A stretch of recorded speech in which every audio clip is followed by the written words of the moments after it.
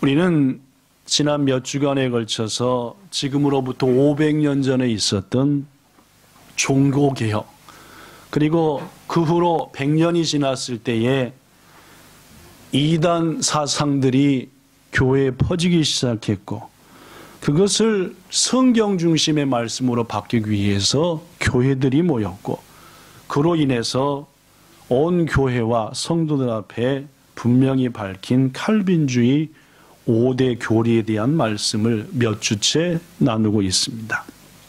돌이켜보면은 첫째, 우리 인간은 아담과 하와의 죄로 인해서 완전히 타락한 존재고, 그로부터 물려받은 죄의 습성으로 인하여서 여전히 죄를 더 범해 우리는 전적으로 부패하고 전적으로 타락하여 하나님을 향해, 구원을 향해 우리의 힘으로는 한 발짝도 갈 수 없는 타락된 존재다. 이게 칼빈주의의 성경으로 입각한 첫 번째 것이었죠.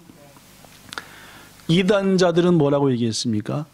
인간이 타락한 것은 사실이지만은 선하고 거룩한 것들이 우리 속에 남아 있어서 그것만 갖고도 하나님을 향하여 나갈 수 있다라고 하는 거짓을 얘기했죠. 두 번째, 이렇게 죄로 인하여 완전히 타락하고 부패한 우리를 하나님께서 아무런 조건도 없이 선택하셨다. 그래서 자신의 귀한 자녀로 삼아주셨다라는 겁니다. 우리가 나 좀 봐주세요. 제가 하나님을 향해 가고 있습니다. 제가 거룩한 삶을 살려고 애씁니다. 그러니까 날 좀 도와주세요.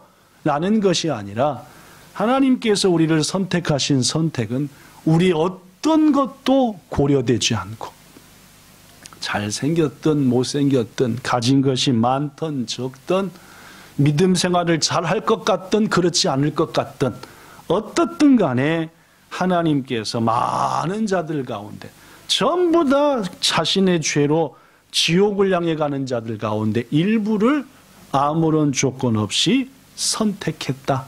이게 두 번째인 무조건적 선택이라는 교리였습니다. 세 번째로 지난주에 함께 나눴던 가장 부담되는 말씀 중에 하나였는데, 예수님은 세상 모든 사람들을 위해서 십자가에 죽으신 것이 아니라 하나님께서 자신에게 주신 자들, 다른 말로 하면 자기 백성 혹은 자기 양을 위하여 오셨고 그들을 위해서 죽으셨다라고 말했습니다.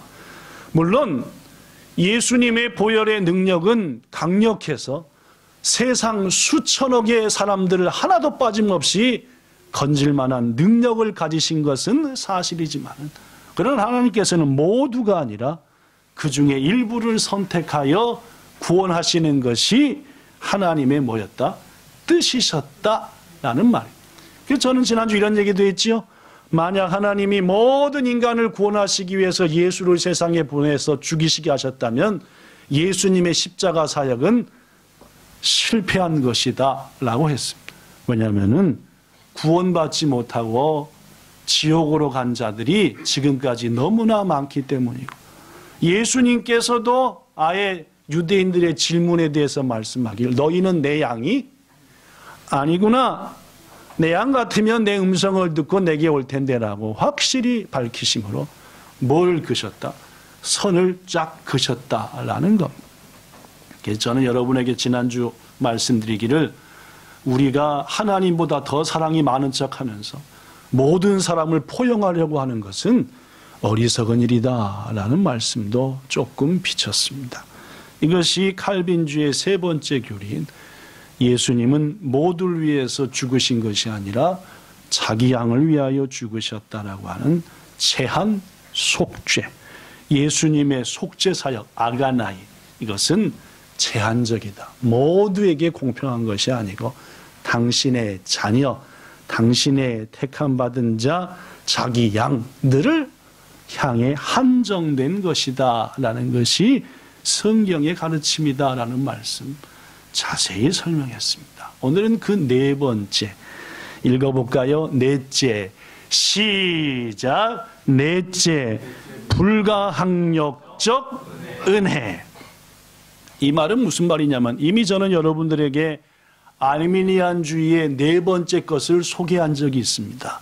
성령께서 저를 보시죠. 어떤 한 사람을 구원하시기 위해서 역사를 행하실 때 이 사람이 하나님의 역사, 성령의 역사를 싫다니까요. 구원받던 천국을 가든 지옥을 가든 내 맘입니다 라고 할 수 있다는 게 누가 하는 말들이고 알미니안주의자들, 즉 이단자들이 하는 말이고, 칼빈주의는 그에 반해서 성령께서 어떤 한 사람을 하나님의 작정 속에서 구원하기로 이 모양 저 모양으로 일을 시작하시면 이 사람은 성령의 역사를 거절할 수 없이 구원으로 반드시 인도된다. 이게 네 번째 교리인 하나님의 역사를 도저히 거절할 수 없이 불가항력적이다. 나는 하나님이 하시고자 하는 일을 내 의지와 힘으로 거절하지 못하고 반드시 하나님의 뜻이 내게 성취된다. 이것을 네 번째인 불가항력적 은혜라고 얘기합니다. 왜 그럴까요? 물론입니다. 성령이 행하시는 구원의 역사는 사람이나 그 무엇의 힘으로도 방해할 수도 없고 막아낼 수도 없는 특별한 은혜이기 때문입니다. 특별한 은혜다 보니까 사단이라 할지라도 세상 어떤 권세자라 할지라도 하나님께서 여러분과 저를 구원해 나가시는 그 일을 막아설 수 없고 심지어 누구도 못 막는다. 우리도 못 막는다는 말이에요. 하나님의 것으로 한번 정해진 자는 여러분과 저의 의지와 상관없이 끝까지 누구 것이다? 하나님의 것이다 라는 말. 그래서 예수님은 요한복음 6장 37절에 이런 말씀을 했습니다. 읽어볼까요? 시작. 아버지께서 내게 주시는 자는 다 내게로 올 것이요 내게 오는 자는 결코 내쫓지 아니하니라. 일본어로 읽어볼까요? 찌찌가 시작. 찌찌가 와타시니 와타에니 나루 히토와 민나 와타시노 도코로니 쿠루 와타시노 모토니 쿠루 히토 와타시와 게시테 오이다사나이. 쫓아내지 않는다. 하나님이 내게 붙여주신 자, 보내신 자는 반드시 내가 오고 나는 그들을 끝까지 잡고 영생으로 인도한다라는 말입니다. 그래서 바울은 이렇게 말합니다. 로마서 8장 30절에 하나님께서 미리 정하신 자들을 부르셨고 부르신 자는 반드시 뭐하게 하시고 의롭게 하시고 의롭게 하신 그들을 반드시 영원한 천국으로 인도하여 영화로운 자리에 들게 하신다라고 말했습니다. 하나님께서 이렇듯 구원의 역사를 이루실 때 가장 첫 번째가 하나님이 정하는 겁니다. 선택하는 거죠. 구원하시기로. 그 선택한 그들이 이 땅에 태어났을 때 어떤 사람은 엄마 뱃속부터, 어떤 사람은 10살쯤 됐을 때, 어떤 사람은 30살쯤 됐을 때, 어떤 사람은 60쯤 됐을 때 부르십니다. 이제 뭐 하려고? 그를 자신의 백성으로 삼으시려고. 이것을 부르심해서 따라하십시오. 소명. 시작. 소명. 근데 이 소명은 두 가지로 나타난다라는 말씀을 드렸습니다. 그죠? 첫 번째가 뭐냐? 써진 대로 외적 소명. 시작. 외적 소명은 뭐냐? 조금 어려운 말이니까 잘 들어보세요. 들으면은 쉬운 말입니다.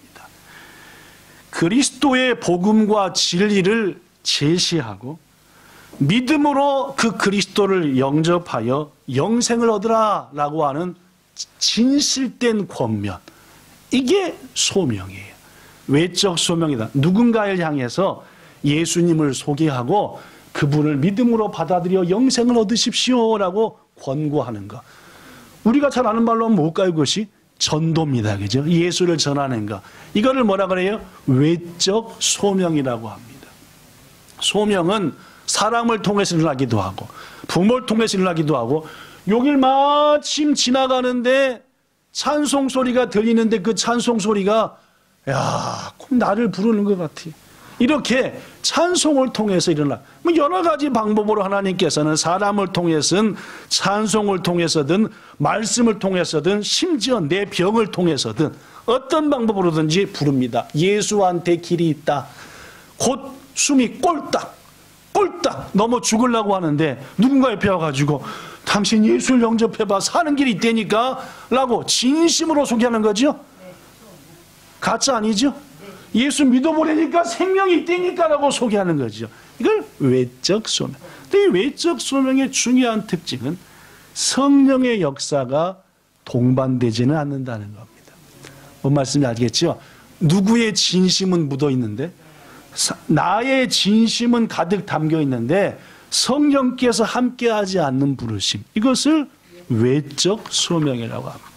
그에 반해서 내적 소명은 뭐냐? 똑같아요.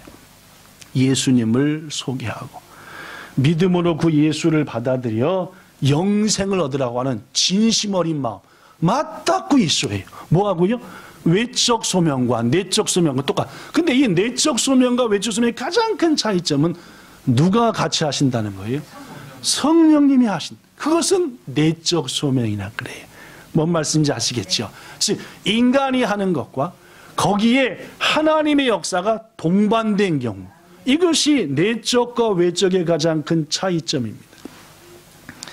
그런데 말입니다. 이 내적 소명은 금방 말씀대로 성령께서 역사하시는 소명이기 때문에 이 내적 소명은 다른 말로 하면 유효한 부르심. 그 부르심, 소명이 유효하다. 반드시 구원으로 결과가 이루어진다 해서 내적 소명은 유효한 부르심이라고 하는 별명이 있습니다. 로마서 11장 29절에 말하기를 하나님의 은사와 부르심에는 후회하심이 없다. 내가 누군가에게 하나님께서 은사를 주시고 여러분과 저를 부르심은 성령을 통해서 부르신 내적 소명은 절대 후회함이 없이 성취된다. 한 비유, 예수님께서 하신 비유를 소개할 텐데 여기서 내적 소명과 외적 소명을 한번 찾아보세요. 마태복음 22장에 있는 예수님이 말씀하신 혼인잔치 비유입니다. 임금께서 자기 아들을 위하여 혼인잔치를 베풀려고 날짜를 정했습니다. 보통 유대인들은 말입니다. 혼인잔치를 베풀려고 날짜를 정하면, 예를 들면 오늘이 11월 10일이니까 6달 후인 내년 5월 10일 날 우리 아들을 장가 보내고 잔치하겠소라고 날짜를 정한 거예요. 그럼 날짜를 정하면은 잔치할 장소, 시간 등등을 정해가지고 누가 올 수 있는가 초대할 뭘 작성해요? 명부를 작성합니다. 명부를 작성해가지고 어떻게 해요? 그 초대할 사람한테 초대장을 보내죠. 우리 아들내미가 내년 몇 월 며칠에? 그래? 잊어버리셨죠? 내년 며칠이라고 했죠? 오늘부터 6달 후인. 아, 이분들하고 또 어떻게 해, 이거 참. 그새 잃어버리셨죠? 제가 6개월 후인 내년 5월 10일이라고 얘기했죠? 처음 듣는 얘기십니까? 아, 조금만 그렇게 얘기했습니다. 그렇죠? 아니, 벙하니 듣지 마시고 잔또 머릿속에다가 이렇게 마음에다 새기면서 들으세요. 우리 아들내미가 내년 5월 10일 날 결혼하게 돼서 잔치를 베풀고자 하니 당신을 초대하고 싶은데 초대할 날짜에 올 수 있겠습니까? 라고 해서 초대장을 보내죠. 반드시 반쪽에 뭐가 있어요? 네, 올 수 있을지 없을지를 회답하라고 엽서가 붙어 있죠? 일본 엽서는 그렇죠? 일본 엽서는 그렇습니다. 일본 엽서 중에 초대장 엽서는 그렇습니다. 2개가 있어야겠죠? 우표도 몇 개 붙어 있어요? 우표도 2개 붙어 있죠? 2개 붙어 있습니다. 그죠? 이쪽은 잔치한다는 말이고, 이것은 참가 여부를 대답해 주세요라고 하는. 한국엔 이런 거 없죠? 한국은 결혼식 청첩장을 받으면 어떻게 하면 돼요? 가니 안 가니 답할 필요 없어요. 그냥 다 데리고 가서 밥 먹고 오면 되죠. 그죠? 다 데리고 가서 밥 먹고 부주 딱 하고 오면 되는데, 일본은 내가 가니 안 가니 답을 줘야 되겠죠. 고로 일본 결혼식과 한국 결혼식의 차이는, 한국 결혼식은 일가친척 다 데리고 가서 축의금 내고 밥 딱 먹고 오면 되는데, 일본은 딱 가면은 뭐요? 내 이름이 붙어 있잖아요. 그죠? 내 이름이 붙어 있죠? 예, 가서 딱 보면은 테이블에 박성철이라고 이름이 붙어 있어요. 아, 날 초대했고, 초대한 사람이 온 거고, 그 자리에 딱 앉는 거겠죠? 일본의 결혼식 풍습과 유대인의 풍습은 거의 똑같습니다. 그래서 이미 임금께서 오시겠느냐 해서 하이 참석하겠습니다 해가지고 그따위가 온 거예요. 그러다가 드디어 뭔 날이 된 거예요? 잔칫날이 된 거예요. 잔칫날이 됐으니까 임금이 다시금 잔칫날입니다, 지금부터 오세요라고 와자와자 자기 종들을 보낼 필요가 있어요, 없어요? 없어요. 이미 뭐 된 일이니까? 약속된 일이니까 잔치 준비하고 기다리면 돼요. 그런데 본문에 보니까 임금은 야사시했어요. 그래서 자기의 함께한 종들을 보냈어요. 오늘이 바로 그날입니다, 오세요. 성경에 보니까 청한 그 사람을 혼인잔치 오게 하라 했어요. 청했던 그 사람이에요. 이미 6개월 전에 이게 끝난 거예요. 그런데 당연히 이렇게 했으면 어떻게 해야 돼요? 예, 자기가 가기로 약속했으니까 이 잔치에 참여해야 되죠. 갔어요, 안 갔어요? 네, 안 갔어요. 오기를 싫어하거늘. 잔치 안 왔습니다. 뭐는 받았지만, 청함은 받았고 대답도 했지만 그 잔치 자리에 안 간 그 얘기죠. 그래서 임금께서 다시 다른 종들을 보내어 말하기를, 내가 할 수 있는 모든 것을 동원하여 최선을 다해 잔치를 준비했으니 와라, 온다고 하지 않았냐 하고 다시금 종들을 보냈죠. 어떻게 했습니까, 사람들이? 어떻게 했습니까? 안 왔습니까? 안 온 정도가 아닙니다.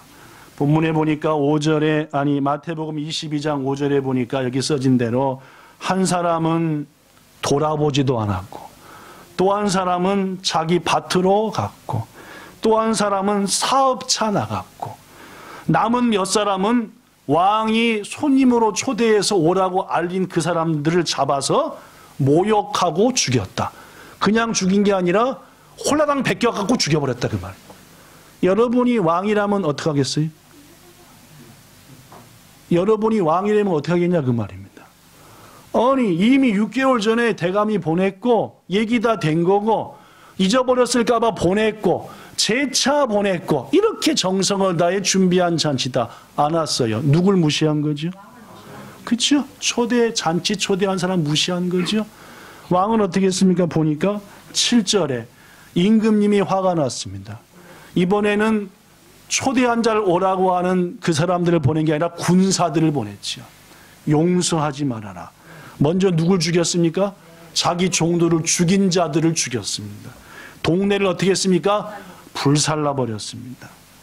그 다음에 어떻게 했습니까? 혼인잔치는 다 준비가 됐고 옥약상은 하나도 없으니 이제 길거리에 가가지고 누구에게든지 잔치에 참여하라 권하라. 어떻게 했어요? 그들이 왔고 잔치를 했다라는 얘기가 마태복음 22장 1절부터 14절 얘기입니다. 이 마지막 절에 예수님이 이런 말을 했지요. 마태복음 22장 14절에 마네카레타 히토와 오이가 에라바레타 히토와 스쿠나이라. 청함을 받은 자는 많았지만 택함을 입은 자는 적었다 라고 말씀했습니다. 이 잔치의 비유에 보면 두 종류 사람이 나오죠. 똑같이 초청은 받았어요. 초청은 받았지만 뭐 하지 않은 자? 잔치에 참여하지 않은 자가 있어요. 초청을 받았는데 잔치에 참여한 자가 있는 겁니다. 뭔 말씀인지 아시겠습니까? 임금님께서는, 즉 우리 하나님이신 만왕의 왕께서는 마지막 때에 혼인잔치를 벌이십니다.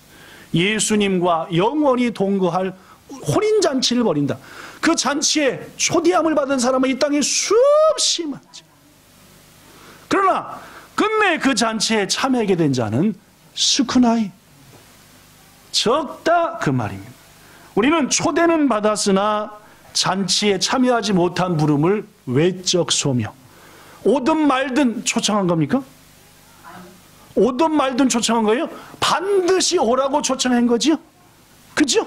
그러나 왔습니까? 안 왔습니까? 안 왔어요. 반대로 또 다른 초청을 받은 자들은 잔치에 참여했죠. 물론입니다. 이들은 잔치에 참여한 내적 수명을 받은 자다. 이 불가항력적 은혜라는 것의 핵심은 바로 이겁니다. 하나님께서 마음먹고 누구를 구원하려 하시려 할 때 그것을 인간이 거절할 수 있느냐라는 문제예요.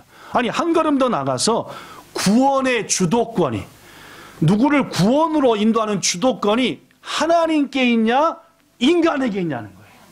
자, 하나님께 있는 겁니까 인간에게 있는 겁니까? 성경에는 모든 구원의 주도권은 하나님께 있는 거예요. 아시겠습니까? 그렇기 때문에 하나님의 구원하시기로 작정한 사람들은 자기의 힘으로는 절대로 구원을 거절할 수 없고 자발적인 순종할 수 있도록 하나님이 설득하시고, 때로는 꽉 고난을 주시기도 하시고, 때로는 에라이네 칭찬하시기도 하시면서 여러분과 저를 구원할 믿음으로, 구원의 자리로 이끌어 가신다. 이게 불가항력적인 은혜의 아주 매우 중요한 가장 핵심이다라는 사실입니다. 사랑하는 성도 여러분, 고로 우리가 생각할 것은 내가 이마만큼 믿음을 가지고 이마만큼 주님을 향해 나갈 수 있다는 것을 자랑하면 안 된다. 이 모든 것은 누가 하신 거예요? 하나님께서 이마만큼 할 수 있게 한 겁니다. 고로 그러지 못한 사람에 대해서 판단하거나 비판해도 안 되는 거예요. 나의 나 된 것은 전부 다 누가 하신 것이니까? 주님의 은혜로 된 것이니까 말입니다. 고로 이 불가항력적인 은혜를 알고 모든 것이 주의 은혜로 됐음을 아는 사람은 감사할 수밖에 없는 겁니다. 함께한 지체들에 대해서 판단이 아니라 그들을 위해서 중보기도할 수밖에 없는 거예요. 내 속에 일어난 놀라운 일들을 하나님, 내 아들에게도, 내 남편에게도, 내 아내에게도, 내 부모에게도 이루시기를 원합니다. 구원은 내 힘으로 되는 것도 아니고 내가 설득해내는 것도 아니고 무엇도 아니고 하나님의 은혜로 되는 것인데, 내게 일어난 이 놀랍고 아름다운 일들을 이 땅의 영혼들에게 하나님께서 이루시고자 우리를 보내셨으니 주님 그 뜻을 이루소서.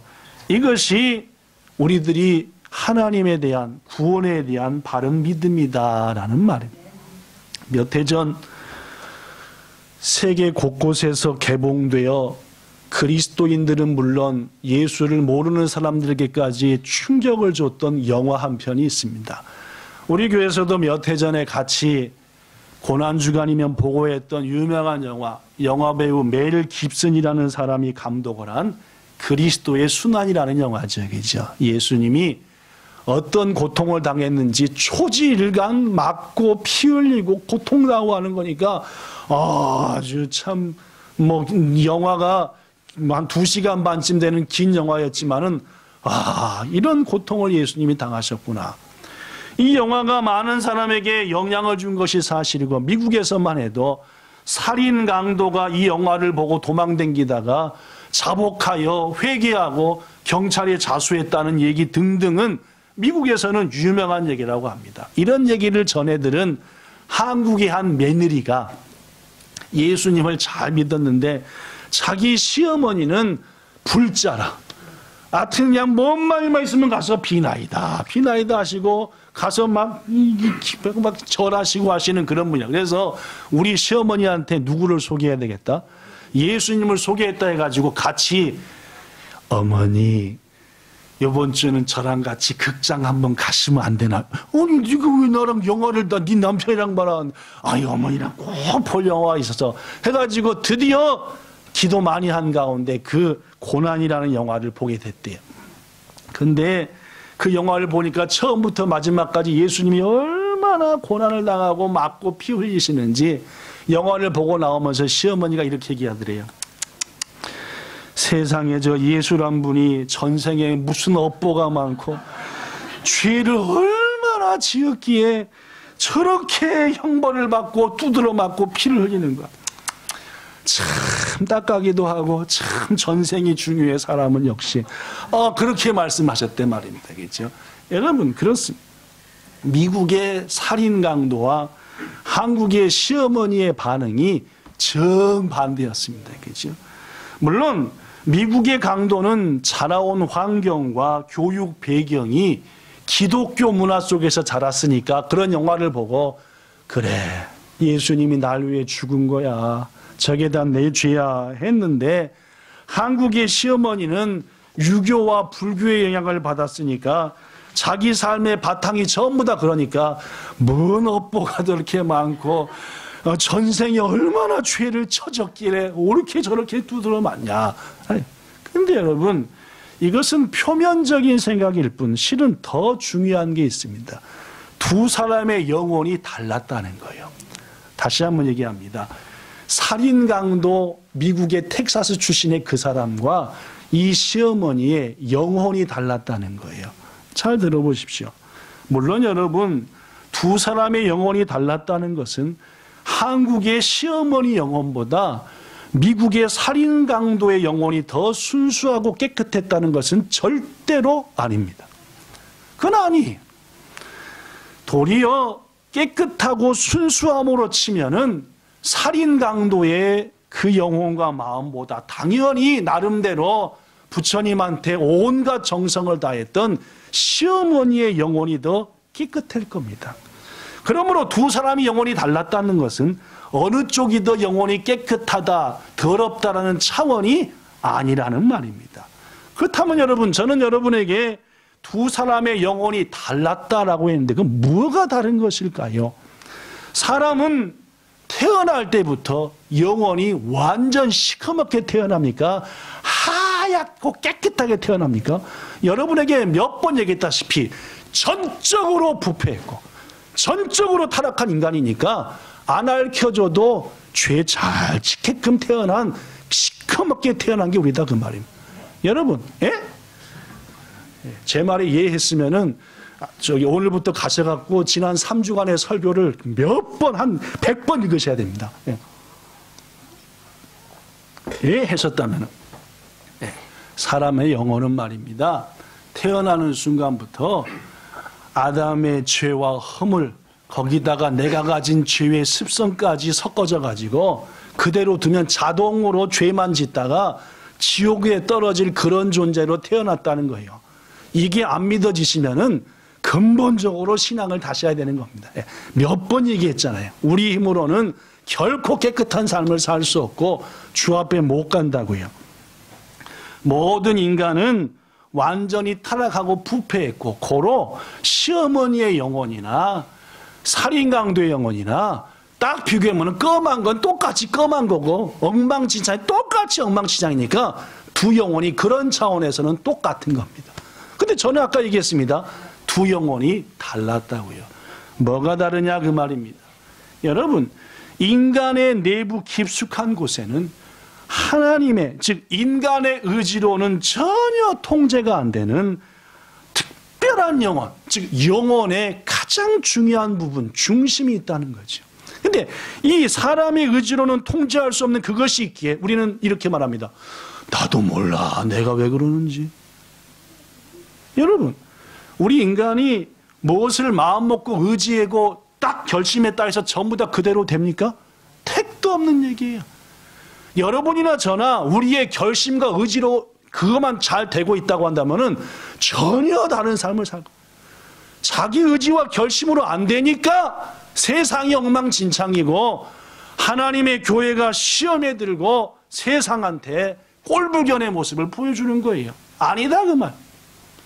이 인간 내부의 깊숙한 곳, 인간이 통제할 수 없는 그곳을 통제하고 주관하고 이끌 수 있는 것은 누구냐? 하나님과 사단밖에 없다는 말. 사랑하는 여러분, 그 영혼이, 우리의 의지조차도 움직일 수 없는 그 영혼이 하나님에 의해서 인도함을 받는 순간 그 영혼은 하나님의 이끄심과 설득과 또한 때로는 채찍과 때로는 격려를 통해서 점점 더 그 썩은 영혼이 그리스도를 닮은 아름다운 영으로 변화된다는 말입니다. 물론 그것은 십자가의 보혈로 되는 것이죠. 반대로 말입니다. 우리의 중심인 그 영혼이 사탄의 지배를 받으면은 가지고 있는 그 죄의 습성과 원죄를 바탕으로 점점 더 악을 행해서 영원히 멸망받을 지옥불에 떨어지고 만다. 이거라는 말입니다. 그렇습니다. 저는 아까 여러분들에게 두 사람의 영혼이 다르다라고 했어요. 뭐가 다르다는 말입니까? 한 사람의 영혼은 누구에게 붙잡혀 사는 영혼이고 하나님의 은혜로 붙잡히는 영혼이 된 거고, 또한 영혼은 하나님이 내버려 뒀으니까 세상 곤중 권세를 가진 사단이 여전히 지배하는 영이 되었고, 그 영의 결과는 멸망이다 라는 말이에요. 사랑하는 성도 여러분, 우리가 무엇보다도 기억할 것은 이번 성찬식을 맞이하면서 예수님께서 나를 위해 흘리신 피, 고통당하신 그 고통, 이것만 생각하면서 아무 죄도 없으신 예수님이 나를 위해 이처럼 심한 고통과 수치와 고통을 당하셨으니 내가 어찌 감사하지 않을까라는 생각만 하면서 마치 예수님의 달리신 십자가를 생각하며 죄책감에 눈물을 흘리기만 한다면 그것은 온전한 신앙이라고 말할 수 없는 겁니다. 잘 들으십시오. 우리를 십자가 밑에서 주님을 그저 올려보는 유대 군중 가운데 한 사람 정도만 생각하고 그것으로 아이고 죄송해라, 아이고 잘못했어, 이것으로 끝나서는 더 이상 못 나간다는 말입니다. 무엇보다 중요한 것은 예수님의 왼편 십자가에 달려서 예수를 조롱하며 비판했던, 그러다가 까마귀에게 눈이 쪼이고 그러다가 죽임을 당해 영원한 지옥불에 던져질 그 왼편 강도의 자리가 실은 우리가 박혔어야 될 자리였다는 사실을 기억해야 한다는 말입니다. 그저 밑에서 쳐다보면서 날 위해 죽었네라고 하지 말고 실은 내가 그 자리에서 못 박혀서 죽어야 될 것이다. 그런데 주님이 덥석 우리 안아사 오른편으로 옮기셨고 믿음을 주시고 영생을 주셨다는 것을 기억하고 잊지 않는 것, 이게 성찬을 맞이하는 우리의 중요한 자세여야 한다는 말입니다. 사도 바울은 말합니다. 에베소서 2장 2절과 3절에 그때에 너희는 그 가운데서 행하여, 그때는 언제입니까? 여러분과 저가 주님의 간섭을 받기 전에, 주의 사랑을 받기 전에 그 가운데 행하여 세상 풍조를 따르고 공중의 권세 잡은 자, 누굽니까?